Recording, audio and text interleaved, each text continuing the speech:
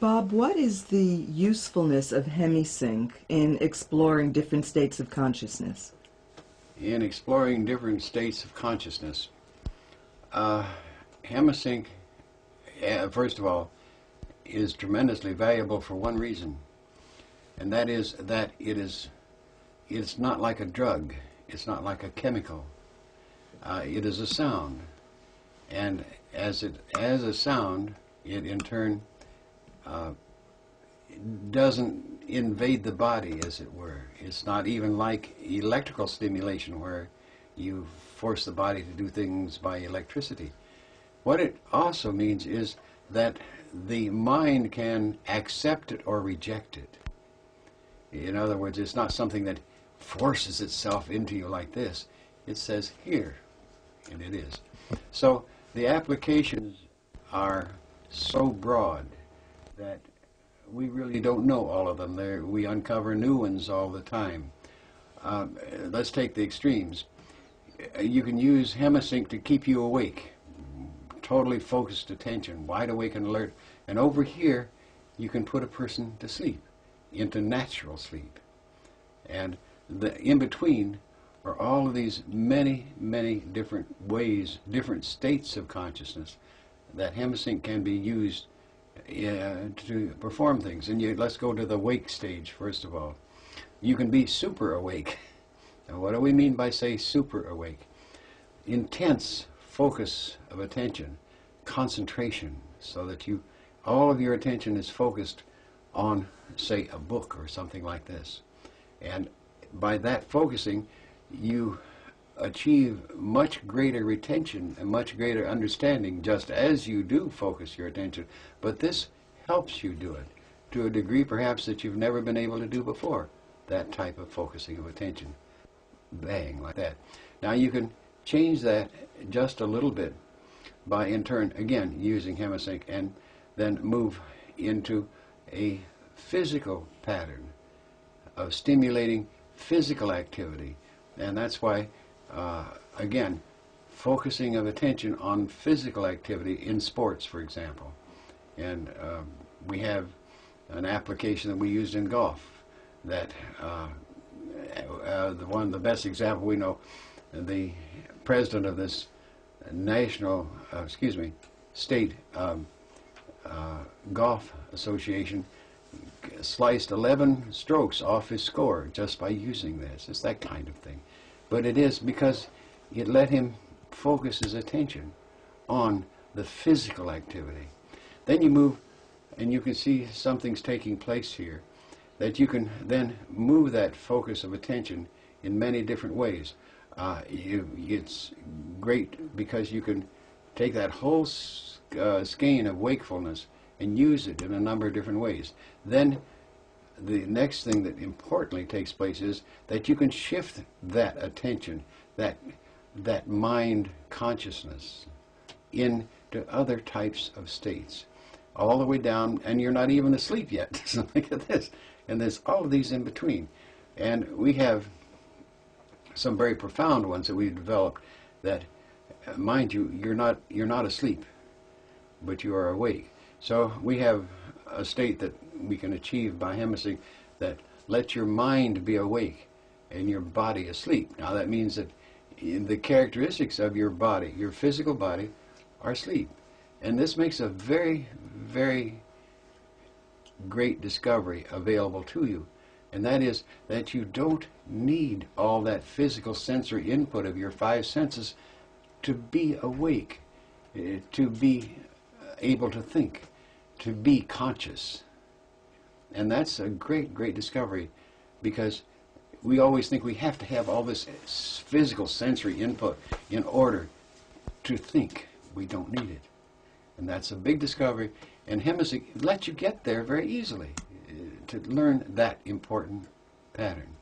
So that's an illustration.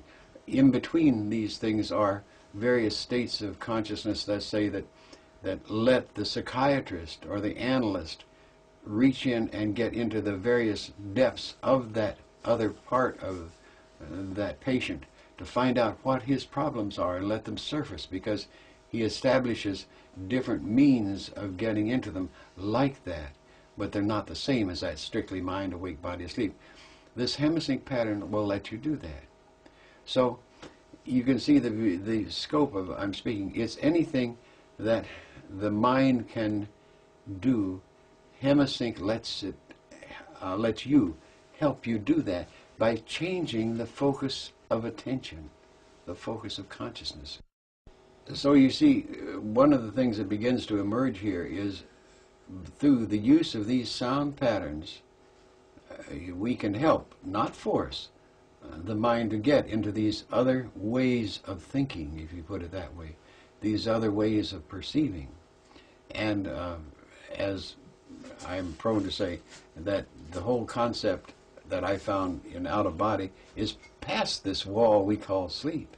Because we think of sleep as unconsciousness, and we have all these other forms of being unconscious, and sleep is the most common of those unconscious states. So what we're doing, utilizing this hemisync, is to let the individual have, for the first time, control over his consciousness. And in relation to that, one of the key things that we have found is that this can, once we help a person learn this particular state, he in turn is as if he can restore that at will. He can, he has a memory of it, and he can recall it. It's as if you can recall when you were, let's say, dancing in the dark, if you want, or whatever, that you can recall it, and there it is again. So if you have a given state created by hemisync, you remember the effect, and you can be that again. Very important. So if you take that perspective, you can see that there is no limit, and steadily all the time there are various uses found for this different pattern, and there are multiple patterns. We're so far beyond just one little signal doing something. In our latest approach to it, what we had as one signal is now 7 signals. And we may have as many as 5 of those one signals that were 7, so we now have something like 35 different hemisync signal patterns on one application or one use. So we've gotten very deep into it. But the whole point that's so significant to us is what has emerged out of all of this. What has come out is that, first of all, because bear in mind that we have long ago gone past, quite naturally, because I demanded it, I needed the answers. So we went past this thing, this unconsciousness called sleep, to find out what was happening later on, where we are not getting too much signals from the physical body. What's happening out there? And there was an important thing came out of it, and that is that consciousness is a continuum. It does not stop when we lose consciousness here. If we are not conscious here, we are conscious there, whatever there is. I don't pretend to say what that definition of there is, but we are there. So that means very simply, when you go to sleep here, you don't lose consciousness. You just shift along the spectrum of consciousness to another kind of wakefulness. This is, and we in turn, with this consciousness, attempt to understand that phasing, that part of human consciousness at work there, and it's very difficult. So we try it and use dreams and all sorts of things to try and attempt to understand that consciousness, that being there, again, whatever there is. And out of that, saying that we don't know how far that spectrum of consciousness goes, that long band, it's endless, and we call that the interstate.